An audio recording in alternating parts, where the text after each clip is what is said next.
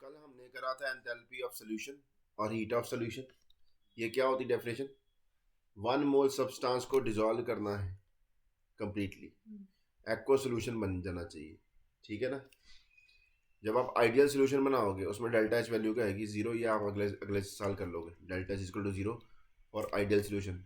ठीक है जी, क्लियर है। जहाँ पे ये देखो, मतलब आपने H2SO4 को पानी में डाला तो ये हीट निकली कि नहीं निकली? आपने देखा और घर में क्या होता है, जब आप तेजाब को पानी में डाल दो गर्म हो जाती है ना बाल्टी, ये वही चीज़ है।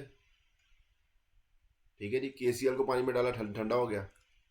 ठीक है, मतलब ये आइडियल सोल्यूशन हुआ कि नॉन आइडियल सोल्यूशन हुआ? नॉन आइडियल, यानी कि हीट चेंज हो रहा है। ठीक है ना। आइडियल सोल्यूशन ऐसा होता है जिसका डेल्टा एच 0 होता है, वो आप सोल्यूशन चैप्टर में करोगे। सारा कुछ यहाँ नहीं बता देना मैंने, फिर अगले साल तुम मेरे से पढ़ने ना हो सकता है कि सब कुछ यहाँ से सीख ही लिया। एंथैल्पी ऑफ सॉल्यूशन करा था। ठीक है जी। एक चीज होती है एंथैल्पी ऑफ हाइड्रेशन। क्या होती है? एंथैल्पी ऑफ हाइड्रेशन, जो कि इस क्वेश्चन के माध्यम से उन्होंने एक्सप्लेन करी है, पूरा डिटेल में नहीं दिया। ठीक है। एंथैल्पी ऑफ हाइड्रेशन क्या होगा? कल भी मैंने आपको समझाया था, ये सवाल ही कराना था एक्चुअली। ठीक है जी। हाइड्रेशन सोल्यूशन बनना क्या होता है? कंप्लीटली डिसॉल्व होगा, सॉल्वेंट बहुत एक्सेस में दिया है। ठीक है। हाइड्रेशन में क्या होगा, इसकी एग्जांपल मैंने कल भी बताई थी आपको। जैसे कॉपर सल्फेट को, सॉलिड को एक्वस पानी में डाल दिया तो कॉपर सल्फेट एक्वस बन गया। ये जो delta H value, delta H solution है। क्या है? Delta H solution. ठीक है। एंथैल्पी ऑफ हाइड्रेशन क्या होएगा? देखो, अगर ये प्रोसेस कॉपर सल्फेट सॉलिड, उसके अंदर मैं सिर्फ इतने वाटर डालूं कि सिर्फ कॉपर सल्फेट डॉट 5 वाटर बने, यानी कि अनहाइड्रस सॉल्ट से हाइड्रेटेड सॉल्ट बन जाए। इसके दौरान जो एनर्जी चेंज होगा वो कौन सा होगा? Enthalpy of hydration, not enthalpy of solution. ठीक है जी, बात क्लियर हुई। क्वेश्चन समझ लो, कहता है enthalpy of solution of this and hydrated copper sulphate are this and this respectively. कहता है कॉपर सल्फेट को पानी में डाला, एक्वा सॉल्यूशन बना दिया, इसकी डेल्टा एच वैल्यू ये आई। ठीक है जी, क्लियर है। ये कॉपर सल्फेट 5 वाटर लिया, इसको पानी में डाला, एक्वस बना दिया, इसकी डेल्टा एच वैल्यू ये आई। ठीक है जी। कहता जी आपने एंथैल्पी ऑफ हाइड्रेशन निकालनी है। एंथैल्पी ऑफ हाइड्रेशन मतलब कॉपर सल्फेट के साथ 5 वाटर जोड़ के उसके साथ ये बनाना हो तो कैसे निकालोगे? ठीक है जी। अगर आप ध्यान से देखो भाई साहब, ये फर्स्ट स्टेप जो है डायरेक्ट तो होनी क्या होगा? पहले क्या होगा? ये जो स्टेप है, एक स्टेप में नहीं हुआ। एक्चुअली क्या हुआ, पहले आप इमेजिन करो कि कॉपर सल्फेट के साथ 5 वाटर जुड़े और उसने पहले ये बनाया। ठीक है जी। ए स्टेप ये हुआ, फिर बाद में बी स्टेप ये हो गया, तो ये दोनों कंबाइन हो गए, क्या बन गए? First equation. ठीक है जी। चाहे रिएक्शन एक स्टेप में हो चाहे रिएक्शन मल्टीपल स्टेप में हो, हीट चेंज क्या रहेगा? सेम रहेगा। This is Hess law. क्या बोलता है? Hess law. चाहे रिएक्शन एक स्टेप में हो चाहे रिएक्शन मल्टीपल स्टेप में हो, तो हीट चेंज क्या रहेगा? Same. This is called Hess law. Is it okay? Clear है कि नहीं? क्या ऑल क्लियर है? एक्चुअली मैंने इस इक्वेशन को डिवाइड कर दिया है। This is your A equation and this is your B equation. इन दोनों को ऐड करोगे तो आपके पास ये वाली इक्वेशन बन जाएगी। क्योंकि देखो ये इधर है, इन दोनों इक्वेशन को ऐड करो, ये कॉपर सल्फेट डॉट 5 वाटर ये कट गया। अल्टीमेटली क्या हो रहा है? Copper sulphate plus aqueous gives ये 5, एक्वस के अंदर 5 वाटर और भी डल जाए तो एक्वस ही रहा ना। ठीक है ना। अल्टीमेटली तो यही काम हुआ ना, पहली इक्वेशन बन गई ना। यानी कि पहली इक्वेशन इन दोनों इक्वेशन को क्या कर रही है? ऐड करके बन रही है। यानी कि जो ये जो डेल्टा एच वैल्यू है, ये वाली वैल्यू, ये इसका और इसका क्या है? सम है। ठीक है जी। -66.5 विल बी इक्वल टू 11.7 इसके लिए, प्लस इसकी मान लो x है। ठीक है जी। ये इधर जाके क्या हो जाएगी? माइनस की, इन दोनों की ऐड हो जाएगी वैल्यू, तो आपका आंसर क्या आ जाएगा? x की वैल्यू निकल आई -78.2। This is enthalpy of hydration for copper sulphate. ऐसा बेरियम सल्फेट के साथ भी क्वेश्चन है, यहाँ पे नहीं दिया हुआ। ठीक है, तो आप वहाँ पे अपनी क्या बुक है, कौन सी, प्रदीप पे दिया हुआ है। ठीक है जी, आप देख सकते हो। ठीक है, वो कंसेप्ट क्या लगना है? बिल्कुल क्या लगना है? सेम लगना है। ठीक है जी। आगे क्या बात करनी है अपन ने? तो अगला आ गया एंथैल्पी ऑफ न्यूट्रलाइजेशन और हीट ऑफ। इसमें क्या होगा? इसमें मोल में बात नहीं करनी, इसमें क्या करनी है? इक्विवेलेंट्स में बात करनी है। किस में बात करनी है? नॉर्मेलिटी में 1 gram equivalent of acid is neutralised by 1 gram equivalent of base. ठीक है जी, यहां पे मोल क्यों नहीं लिया, पहला क्वेश्चन तो आपको यहां आ जाता है। ठीक है, अभी तक हमने बात करी 1 मोल में, जितने भी क्वेश्चन करे है ना। अब यहाँ पे 1 ग्राम इक्विवेलेंट में क्यों करा बात, ये आपको समझ में होनी चाहिए। अब आप देखो 1 मोल HCl हो तो कितने H पॉजिटिव आएंगे, 1 मोल ही आएंगे। अगर 1 मोल H2SO4 लूं कितने H पॉजिटिव आएंगे, 2 मोल्स। यानी कि 1 मोल डिफरेंट एसिड के different number of H positive दे सकते हैं। ठीक है जी, अब मैं लूं 1 ग्राम इक्विवेलेंट ऑफ HCl, वो कितने H पॉजिटिव देगा। ग्राम नंबर ऑफ ग्राम इक्विवेलेंट्स कैसे निकालते हैं, अगर आपको मोल कंसेप्ट याद हो तो, how we find number of gram equivalents, it is given weight by equivalent weight. Equivalent weight हर चीज के डिफरेंट है। ऐसे एसिड का इक्विवेलेंट वेट कैसे निकलता है, molecular weight divided by basicity. Basicity क्या होता है, कितने H पॉजिटिव वो दे सकता है पानी के अंदर। जैसे HCl का मॉलिक्यूलर वेट 36.5 हो गया, उसकी बेसिसिटी 1 है क्योंकि वो एक ही H पॉजिटिव दे सकता है, यानी कि उसका इक्विवेलेंट वेट किसके बराबर हो गया, मॉलिक्यूलर वेट के। इज इट ओके, समझ लगी। अब 1 ग्राम इक्विवेलेंट कब आएगा आंसर, जब गिवन वेट भी क्या रहेगा 36.5 डिवाइडेड बाय 36.5, तभी ये डिवाइड करके 1 ग्राम इक्विवेलेंट आएगा ना। Is it okay. ऐसे आप बताओ H2SO4 का मॉलिक्यूलर वेट कितना है, 98। Is it okay. H2SO4 का इक्विवेलेंट वेट कितना आ जाएगा, 98 डिवाइडेड बाय 2 विच इज 49। अगर H2SO4 98 ग्राम्स हो यानी कि 1 मोल हो, है ना, तो उससे कितने H पॉजिटिव आते हैं, 2 मोल्स H पॉजिटिव। अगर H2SO4 49 ग्राम्स हो, 49 ग्राम का मतलब क्या हुआ, 1 इक्विवेलेंट, 1 इक्विवेलेंट, उससे कितने आएंगे, 1 ही आएंगे। यानी कि कोई भी एसिड हो अगर उसका 1 ग्राम इक्विवेलेंट हो तो वो कितने H पॉजिटिव देता है, 1। ठीक है, नंबर ऑफ ग्राम इक्विवेलेंट्स, इसलिए यहाँ पे बात किस में हो रही है, ग्राम इक्विवेलेंट्स में, मोल्स में बात नहीं हो रही। 1 gram equivalent of any acid will give 1 mole of H positive. 1 gram equivalent of any base will give 1 mole of OH negative. ये भी आप प्रूव कर सकते, फॉर्मूले क्या रहने हैं, सेम ही रहने हैं। समझ लगी क्या नहीं लगी। इसीलिए enthalpy of heat, enthalpy of neutralization और हीट ऑफ न्यूट्रलाइजेशन में क्या होता है, 1 मोल की बजाय क्या होता है, 1 gram equivalent of acid is completely neutralized by 1 gram equivalent of base. Is it okay. ये डेफिनेशन होती है हीट ऑफ न्यूट्रलाइजेशन की। और देखा गया स्ट्रॉन्ग, कोई भी स्ट्रॉन्ग एसिड हो, कोई भी स्ट्रॉन्ग बेस हो, उनको जब आप रिएक्शन कराते हो ना, 1 ग्राम इक्विवेलेंट दूसरे के 1 ग्राम इक्विवेलेंट स्ट्रॉन्ग एसिड का लोगे, 1 ग्राम इक्विवेलेंट स्ट्रॉन्ग बेस का लोगे, तो रिएक्शन लगाओ तो हीट चेंज हमेशा माइनस क्या बोलते हैं 57.1 जाउल्स होता है, किलो जाउल्स। ठीक है, इसको अगर 4 से मल्टीप्लाई कर दो, ये किलो कैलोरी आया ना, इसको 4 से मल्टीप्लाई करो कितना आ जाएगा, 13.7 को 4 7 28, 4 3 12 एंड 2 14, 5 54.8 या 55 पॉइंट कुछ ऐसी वैल्यू होती है। ये फिक्स्ड है। कोई भी स्ट्रॉन्ग एसिड, कोई भी स्ट्रॉन्ग बेस आपस में रिएक्शन करेंगे ना, 1 ग्राम इक्विवेलेंट, तो हमेशा वैल्यू का आएगी, यही आएगी। शर्त क्या है, एसिड बेस क्या होना चाहिए, स्ट्रॉन्ग होना चाहिए, वीक नहीं होने चाहिए। ये क्वेश्चन सीधा ही आ जाता है कि अगर आप what is the value of enthalpy of nutrition for strong acid and strong base, kilo calorie में इतनी है और किलो जॉल्स में कितनी होगी, 4.184 से मल्टीप्लाई करेंगे। ठीक है जी, देखो ये दिया भी आनी चाहिए 57 वैल्यू, 57 किलो जॉल्स। ठीक है जी, और लिखा है पॉइंट ए नोट करना तुसी, heat of neutralisation of strong acid with strong base is this. Is it okay, clear है। क्यों ऐसा कहता है, ये यही वैल्यू क्यों आती है हमेशा, ये मैंने रीजन आपको पहले दे दिया कि कोई भी एसिड लो, 1 ग्राम इक्विवेलेंट लो, उसका उसमें से क्या आएंगे, 1 मोल H पॉजिटिव आएंगे। कोई भी बेस लो, स्ट्रॉन्ग लेना है, उसके 1 ग्राम इक्विवेलेंट में से इतने ही आएंगे। तो अल्टीमेटली रिएक्शन एक्चुअली क्या रहा है, 1 मोल H पॉजिटिव और 1 मोल OH नेगेटिव आपस में कंबाइन होकर क्या बना रहे हैं, वाटर बना रहे हैं। तो इसकी डेल्टा जितनी होती है। ठीक है जी, क्लियर है। तो कहते हैं अब देखो एक क्वेश्चन यहाँ पे बन जाता है, यहाँ पे उन्होंने ज़्यादा डिटेल में डिस्कस नहीं करा हुआ, कहता है जब आपको एक भी चीज वीक हो जाएगी, एक भी चीज वीक हो जाए, चाहे एसिड वीक हो जाए, चाहे बेस वीक हो जाए, तो वैल्यू इससे ज्यादा आएगी कम आएगी? कहता है वैल्यू देखा गया इससे कम आती है, यानी कि heat change is less negative, मतलब कुछ और वैल्यू आ जाएगी। कहता है क्यों कम हीट रिलीज हुई, बताओ रीजन क्या हो सकता है?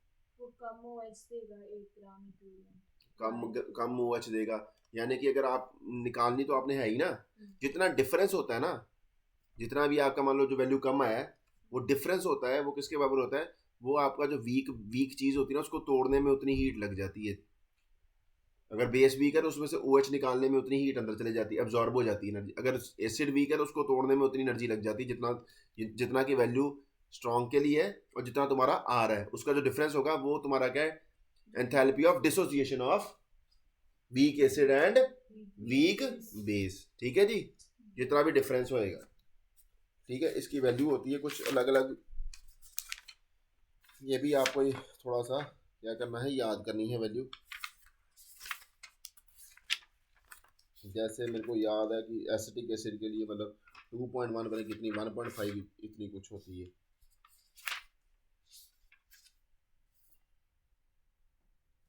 हाँ जी देख लो, एसिटिक एसिड के लिए कहता है एसिटिक एसिड को अगर सोडियम हाइड्रोक्साइड के साथ क्या करो, न्यूट्रलाइज करवाओ ना, तो जो वैल्यू आता है वो आता है कम्स आउट टू बी 55.2।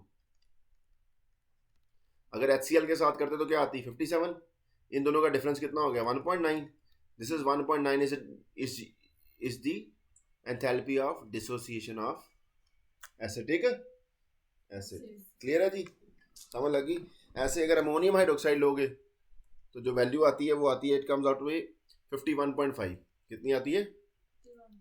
अगर आप अमोनियम हाइड्रोक्साइड को HCl के साथ रिएक्शन लगाओ तो आपका डेल्टा H जो आता है वो आता है 51.5। ठीक है जी, आना कितना चाहिए था? 57। इन दोनों का डिफरेंस क्या हो गया? That comes out to 5.6। ठीक है जी, 5.6। ये 5.6 क्या होगी? Dissociation, enthalpy of dissociation of ammonium hydro. ये क्वेश्चन आ जाता है, ये आपको क्वेश्चन पूछ लेते हैं, डायरेक्ट क्वेश्चन आ जाता है कि एसिटिक एसिड का कितना वैल्यू है? 1.9 किलो जूल्स। अमोनियम हाइड्रोक्साइड कितनी है?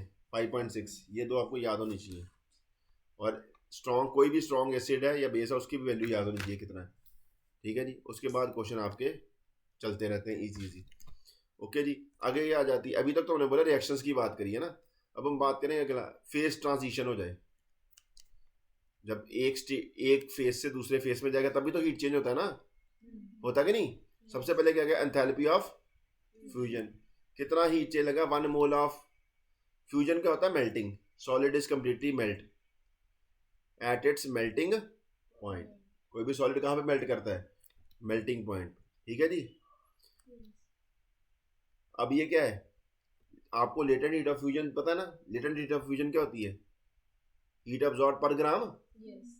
ठीक है, 1 ग्राम को मेल्ट करने के लिए कितनी हीट लगी? अगर आपको एंथैल्पी ऑफ फ्यूजन निकालना है, इसको किससे मल्टीप्लाई कर दो? मोलर मास से मल्टीप्लाई कर दो। ठीक है जी, क्योंकि एंथैल्पी ऑफ फ्यूजन किसके लिए होती है? 1 मोल के लिए होती है, और 1 मोल का मास कितना होता है? Molar mass. ये आपने याद कर। ठीक है, एंथैल्पी ऑफ वेपराइजेशन, इसको डेल्टा एच फ्यूजन लिखते हैं प्यार में। क्या लिखते हैं? Delta H fusion. ठीक है जी, एंथैल्पी ऑफ वेपराइजेशन क्या? 1 mole of liquid is completely change into gas at its boiling point. ये क्या होगा? Latent heat of vaporisation multiply by molar mass के बराबर होगा वैसे ही। ठीक है, किसकी वैल्यू ज्यादा होती है? लेटेंट हीट ऑफ फ्यूजन की या लेटेंट हीट ऑफ वेपराइजेशन की?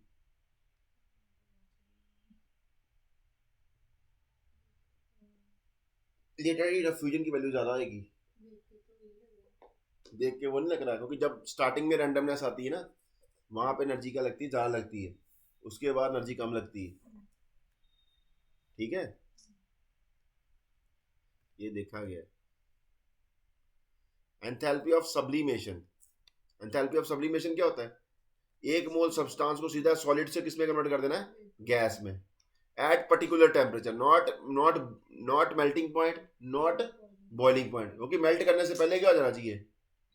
गैस में कन्वर्ट हो जाना चाहिए। बॉयल करने से पहले किस में चेंज होना चाहिए? बॉइलिंग पॉइंट भी नहीं हो सकता, क्योंकि बॉइलिंग पॉइंट तो लिक्विड का होता है, सॉलिड का बॉइलिंग पॉइंट थोड़ा होता है। ठीक है जी, और जो टेम्परेचर होगा सब्लिमेशन का वो मेल्टिंग पॉइंट से ज्यादा होगा कम होगा? ये भी क्वेश्चन आ जाता ना, कम होगा। ठीक है जी, क्योंकि अगर मेल्टिंग पॉइंट से ज़्यादा हुआ तो सब्सटेंस पहले मेल्ट करेगा, आप तो सब्लाइम कराना चाहते हो ना, इसलिए एट पर्टिकुलर टेम्परेचर होता है, एट ए गिवन टेम्परेचर लिखा हुआ है, 1 mole solid directly to vapour at given temperature. हर एक डेफिनेशन 1 मोल आया कि नहीं आया, जितनी भी डेफिनेशन करी, सिर्फ एंथैल्पी ऑफ फॉर्मेशन में 1 मोल किसका देखते हैं, प्रोडक्ट का, और एंथैल्पी ऑफ न्यूट्रलाइजेशन में क्या देखते हैं, 1 मोल देखते हैं कि 1 ग्राम इक्विवेलेंट देखते हैं, 1 ग्राम इक्विवेलेंट देखते हैं। क्यों 1 ग्राम इक्विवेलेंट देखते हैं, रीजन, क्योंकि 1 मोल में अलग-अलग 1 gram equivalent of any acid will give 1 mole of H positive. ठीक है जी, ये बात आपने याद रखनी है। ओके,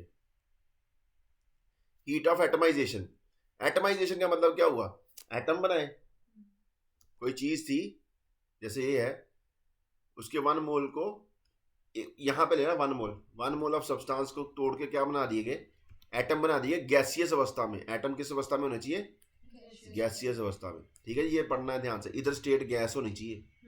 ठीक है जी, amount of heat required for the formation of 1 mole of atom in gaseous state from its element is known as heat of atomisation. ठीक है जी, अब आगे क्या आ गया, हेस लॉ आ गया। हेस लॉ क्या बोलता है, हेस लॉ बोलता है कुछ नहीं बोलता, हेस लॉ बोलता है चाहे रिएक्शन एक स्टेप में हो चाहे रिएक्शन मल्टीपल स्टेप में हो, heat change will be enthalpy change chemical same whether the process is carried out in one step or several step, this is Hess law। इतनी ही बात करनी है, बात खत्म है। ठीक है जी, अब enthalpy of allotropic transformation भी होती है, 1 more is there, enthalpy of मतलब एक एलोट्रोपिक फॉर्म से दूसरी एलोट्रोपिक फॉर्म में कन्वर्ट करना। ठीक है जी, ये देखो लिखा ना,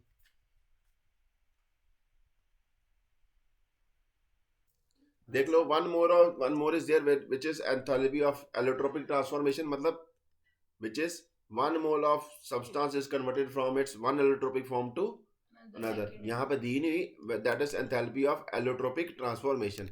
आपने जब भी सवाल कैलकुलेट करने, अगर कार्बन ग्रेफाइट की फॉर्म में दिया हुआ ना, उसका डेल्टा एच आपको दिया नहीं होगा, वो 0 होता है। ठीक है जी, delta H formation of carbon graphite is 0। ऐसे ही आपका सल्फर अगर मेरे ख्याल से रोम्बिक होगा, सल्फर किस फॉर्म में होगा, रोम्बिक, उसका डेल्टा एच भी क्या होगा, 0। और फॉस्फोरस का मैंने बोला था, वाइट फॉस्फोरस के लिए क्या लेके चलते हैं, डेल्टा एच 0। ये चीज़ें आपने याद रखनी है। और एलिमेंट कोई भी हुआ उसके लिए डेल्टा एच नॉट क्या होता है, 0 एलिमेंटल स्टेट में। ठीक है जी, अब देखते हैं अब कुछ क्वेश्चन है कि नहीं है। हेस लॉ भी हो गया, इसके इससे ज़्यादा आपने उसको बकवास करने की ज़रूरत नहीं है। ठीक है, बॉन्ड एनर्जी बाद पे आएंगे, ये लास्ट टॉपिक होता है बॉन्ड एनर्जी। क्वेश्चन देख रहे हैं, चलो नहीं है जी क्वेश्चन। और चलो जी, एक बात यार, कैलोरीमेट्री आ गई। ठीक है जी, कैलोरीमेट्री बड़ी खुश हो रही है कैलोरीमेट्री क्या जी, बेसिकली देखो, कहता जी आप अगर फर्स्ट लॉ ध्यान से पढ़ो,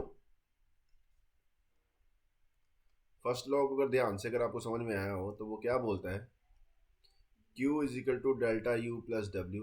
यानी कि अगर आप Q निकाल लेते हो, हीट चेंज निकाल लेते हो, या delta H is equal to delta U plus P delta V, यही होती है ना इक्वेशन। ये Q की जगह लिख दो, कांस्टेंट प्रेशर हो तो, है ना। तो ये कहता अगर आप Q निकाल लेते हो, हीट चेंज निकाल लेते हो, तो आप बड़ा कुछ निकाल सकते हो, आगे बड़ी सारे चीज़ें निकालने में आप मतलब समर्थ हो सकते हो। ठीक है जी, तो उसके लिए क्या यूज़ किया जाता है, कैलोरीमेट्री यूज़ किया जाता है। कैलोरीमेट्री 2 जगह पे करी जाती है, कांस्टेंट वॉल्यूम और कांस्टेंट प्रेशर पे। ठीक है जी, समझ लग गई। कांस्टेंट वॉल्यूम पे जो आपने कुछ नहीं करना, ये देखो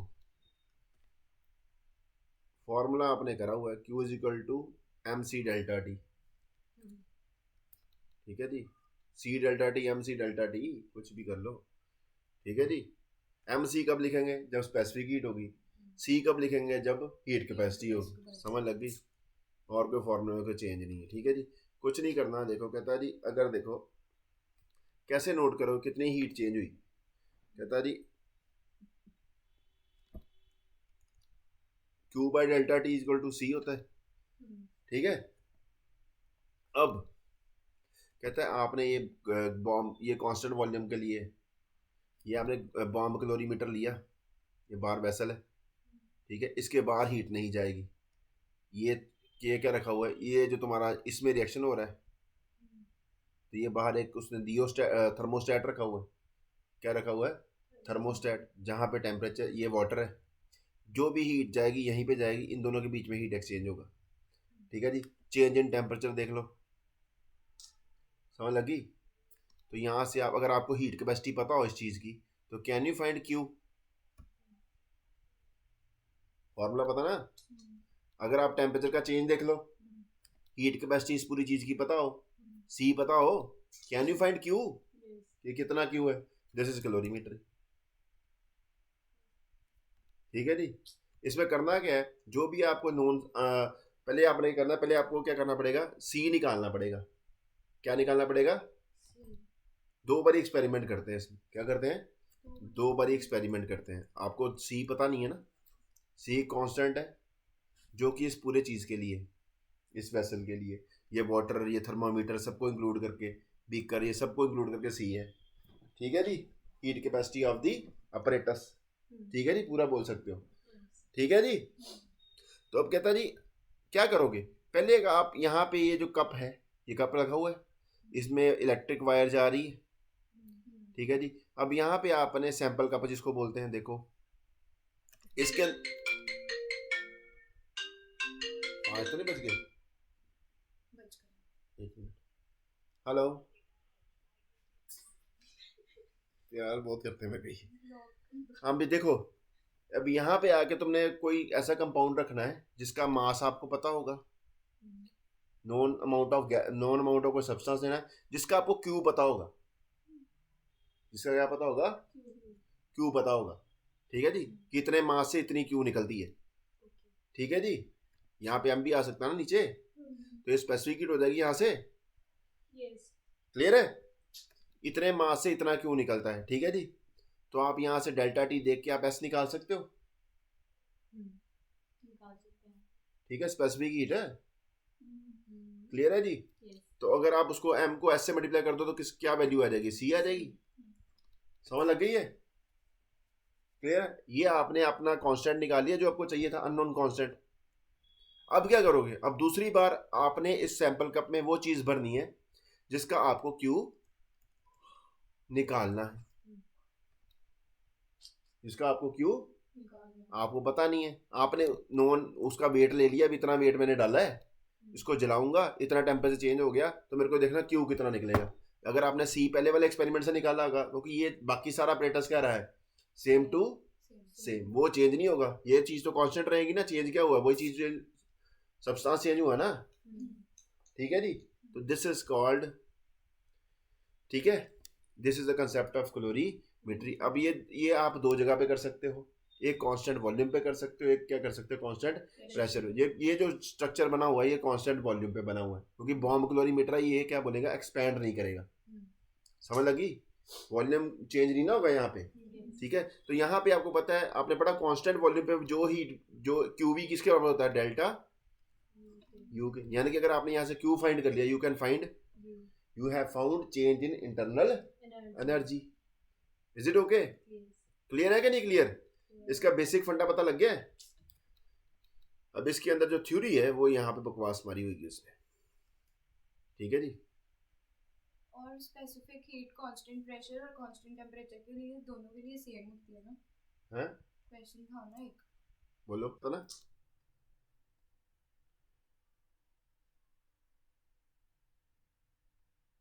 अब ये फॉर्मूला आ गया। अब कांस्टेंट प्रेशर पे लगाओगे तो कांस्टेंट प्रेशर पे जो लगेगा एक्सपेरिमेंट, वो होगा कॉफी कप कैलोरीमीटर। क्या होगा? मतलब वो थर्मोकोल का बना होगा, वो एक्सपैंड कर पाए।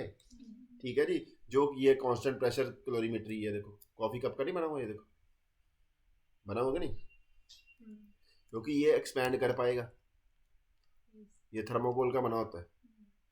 ठीक है जी, यहाँ पर भी थर्मोमीटर डाला, यहाँ ये किसके लिए पढ़ा जाता है, ये एक्चुअली ये पढ़ा जाता है एंथैल्पी ऑफ न्यूट्रलाइजेशन निकालने के लिए। किसके लिए? क्योंकि आप जब एक्सपेरिमेंट करते हो रूम टेम्परेचर पे करोगे ना, तो this is used to calculate enthalpy of neutralisation.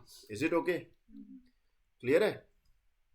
चलो अब इसके बेसिस पे हम क्या कर लेंगे, संभाल कर लेंगे। यहाँ पे आपने क्या करना है, जब इसको करना है ना, तो पहले एक्सपेरिमेंट करने से पहले आपने जब एसिड लेना है, देखो ये जब आप कॉफ़ी कप कैलोरीमीटर में एक्सपेरिमेंट करोगे तो आपने मान लो HCl और NaOH के अंदर कितनी हीट निकली, जैसे 57 आनी है वैल्यू, पता है ना अपने को, ये लिया 1 ग्राम इक्विवेलेंट, 1 ग्राम इक्विवेलेंट ये लिया। आप जब स्टार्टिंग में रखना, इसका भी टेम्परेचर T1 होना चाहिए, इसका भी टेम्परेचर क्या होना चाहिए, T1। जब इनको यहाँ पे मिक्स करोगे ना, फिर टेम्परेचर क्या आएगा, T2।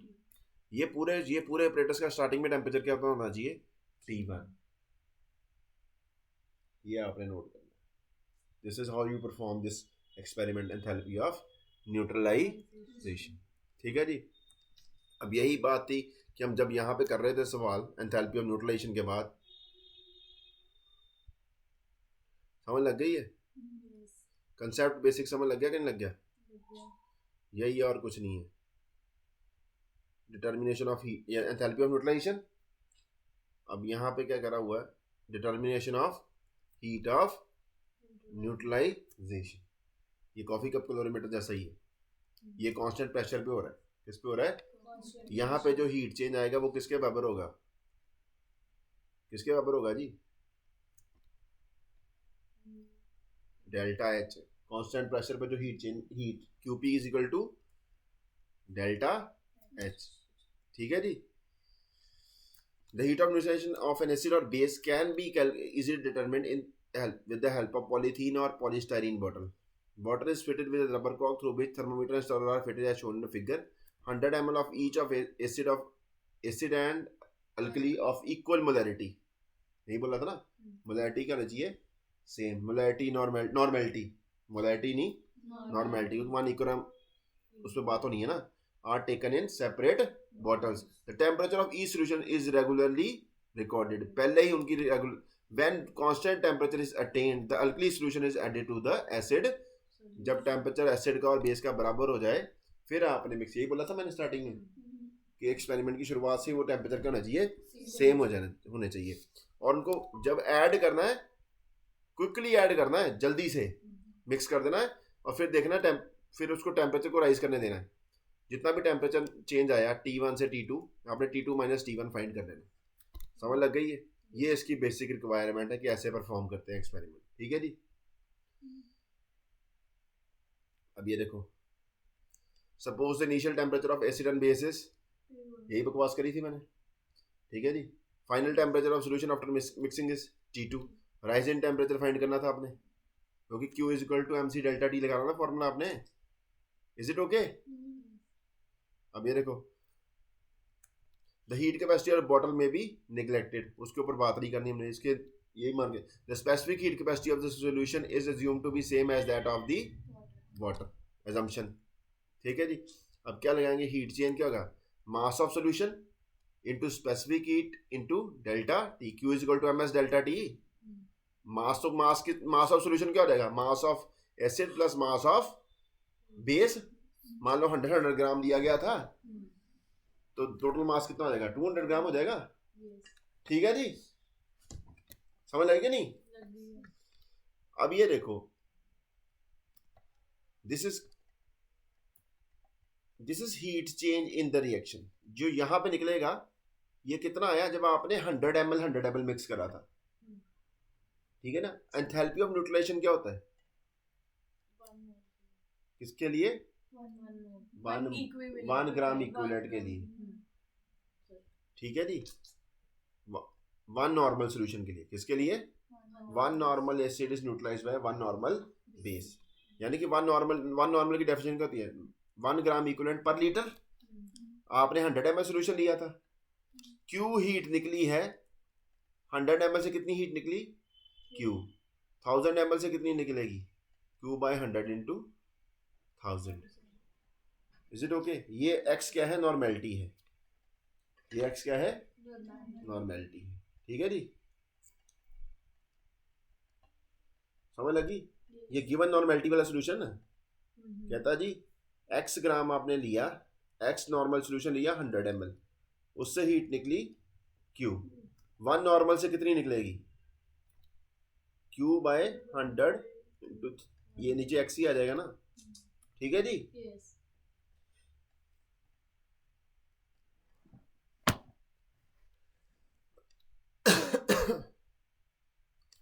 N1 V1 क्या हो जाएगा तुम्हारा, नंबर ऑफ ग्राम इक्विवेलेंट, क्या हो जाएगा, नंबर ऑफ ग्राम इक्विवेलेंट। ठीक है जी। एक नॉर्मल सॉल्यूशन के लिए क्या करना पड़ेगा, 1000, समझ लगे, इसलिए 1000 में है। तो जरा ये फॉर्मूला कैसे आया है तुमको बता दूं, इसको यहाँ से उठा के उधर ले जाते हैं ब्लैक, कहाँ पे, डेफिनेशन के अकॉर्डिंग चलेंगे ना हम। ये जो आया अभी तक जो आपने हीट चेन फाइंड करा था, ये जो Q यहाँ से निकाला है, ये Q जो यहाँ से निकाल दिया है, ये क्या है, आपने स्टार्टिंग में लिया था 100 ml एक्स नॉर्मल, क्या लिया था, एक्स नॉर्मल, क्योंकि नॉर्मेलिटी बताई नहीं ना की थी। ठीक है जी। अब ये देखो,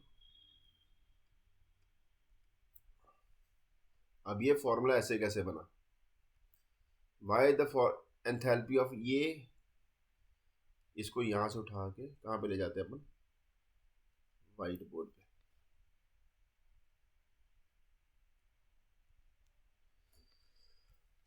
यही लास्ट काम है, इसके बाद कुछ नहीं है।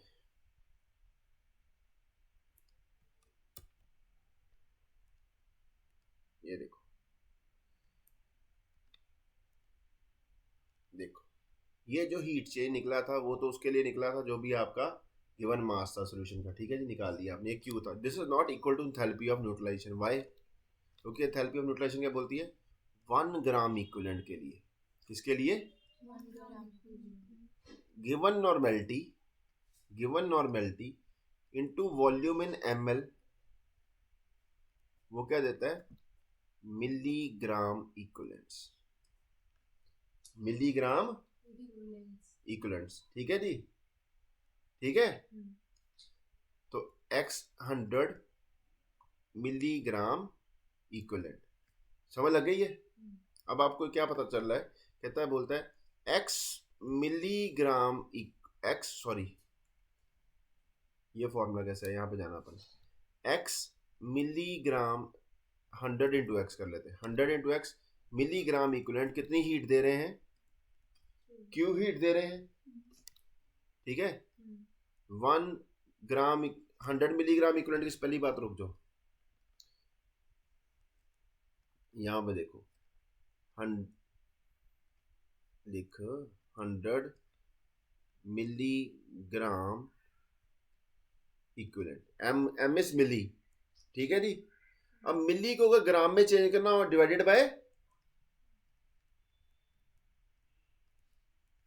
1000, समझ लगी है, इज इट ओके, समझ लगी, दिस इज एक्चुअली दिस। ठीक है, अब देखो, कहता x इंटू 100 बाय 1000, ये तो 100 ml लिया था ना आपने, गिव्स कितनी हीट, Q, ये ग्राम इक्विवेलेंट से, 1 ग्राम इक्विवेलेंट कितने देंगे, Q बाय x 100, ऊपर क्या आ जाएगा 1000, ये 1000 कहाँ से आया है, ये मिलीवर्ड से, कहाँ से आया, मिलीवर्ड्स। ठीक है, ये पता लग गया formula, this is equal to enthalpy of neutralisation. Formula पता लग गया तो बाकी हम काम अब कर सकते हैं, मेन काम है फॉर्मूला समझने का। इज इट ओके, ये देखो क्वेश्चन पे आ जाते हैं, एक्सेस नॉर्मेलिटी ऑफ एसिड और बेस, क्वेश्चन करते हैं। सी कहता है 150 ml of 0.5 normal nitric acid solution at this much was mixed with 150.5 normal sodium hydroxide solution at the same temperature। Normality उसने क्या बोला था, बराबर लेकर चलनी, वो कंडीशन क्या हो गई, सेटिस्फाइड हो गई। ठीक है जी। अब हम मान के चल रहे हैं, एज्यूम कर रहे हैं कि जो सोल्यूशन की डेंसिटी क्या है जी, 1 लेके चलेंगे हम। ठीक है जी। The at the same temperature, starting में दोनों का सेम टेम्परेचर हो चाहिए था, the final temperature was this much, delta T निकाल लोगे, चाहे केल्विन में निकालो चाहे डिग्री सेंटीग्रेड में निकालो, change in temperature will be same, difference तो सेम ही आएगा ना। Calculate the heat of neutralisation of nitric acid with sodium hydro, heat of neutralisation क्या होता है, सीधा इस फॉर्मूले में भर देंगे। पहले क्यू निकालेंगे, मास ऑफ सॉल्यूशन क्या होगा 150 प्लस 150 300 ग्राम्स। एम ये क्या होगा डेल्टा टी, ठीक है जी, ये क्यू आ गई। और एस कहाँ गया अभी, वेयर इज एस,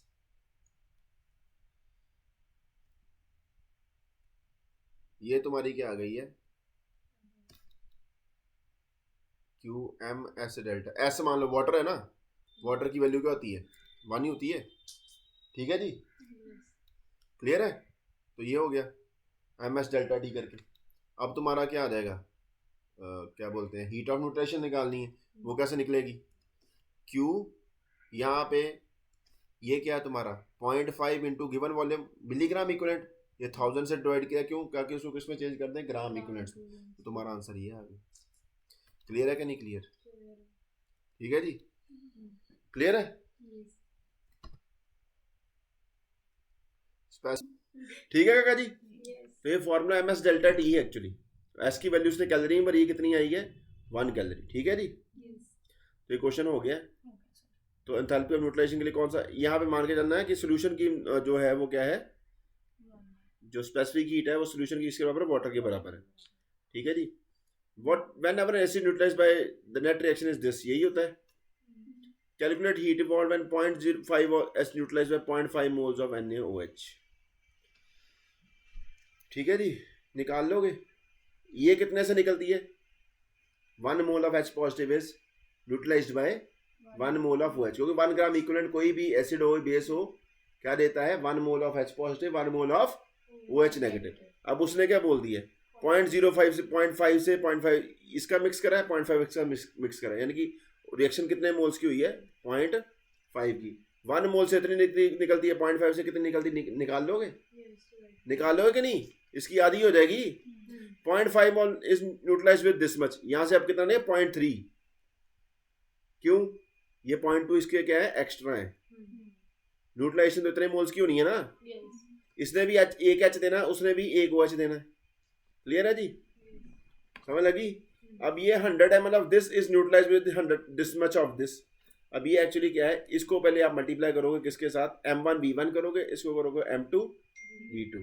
क्यों करेंगे ऐसा, क्योंकि मिली मोल्स मिल जाएंगे, और मिली मोल्स को किसमें कन्वर्ट कर देंगे, मोल्स में, किसमें कन्वर्ट कर देंगे, समझ लगी कि नहीं।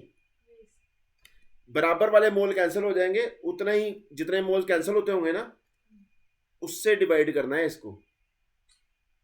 ये 1 मोल से है, जितने मोल डिवाइड नहीं सॉरी मल्टीप्लाई, ये तो 1 मोल है ना, 1 मोल ये 1 मोल ये, जितने गिवन मोल्स बनेंगे इसके, जैसे फॉर एग्जांपल ये कितने हो गए 0.2 इंटू 100 कितना हो गया 20, 0.3 इंटू 100 कितना हो गया 30, यानी कि 20 मिली मोल्स।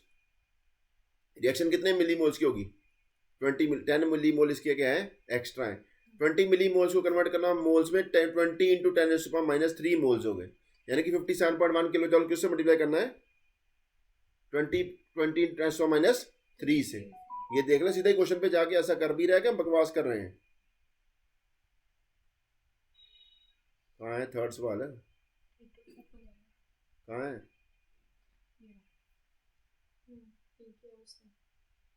हैं?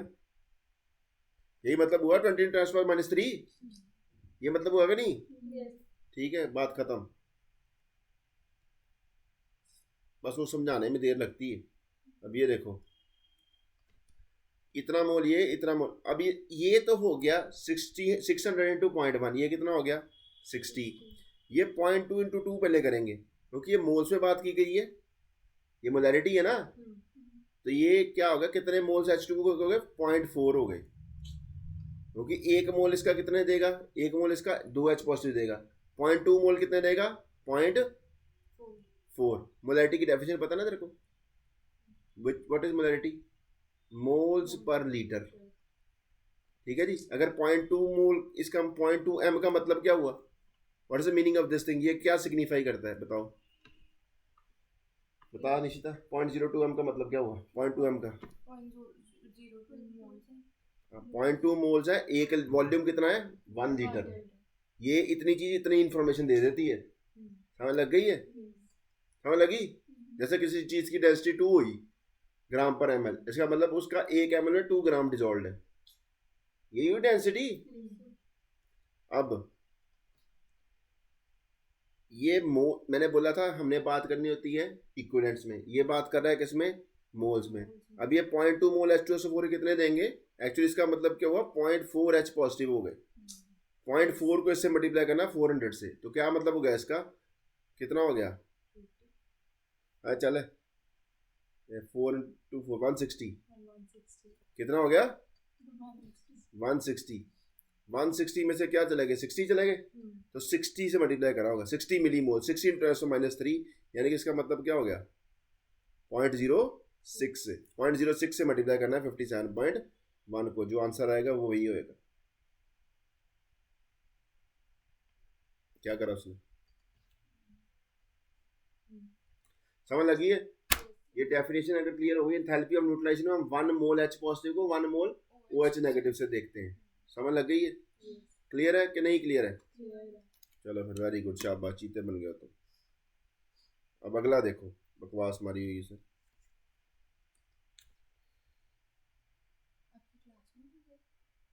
हाँ क्लास भी है सच, चलो बाकी कल करेंगे, ठीक है जी।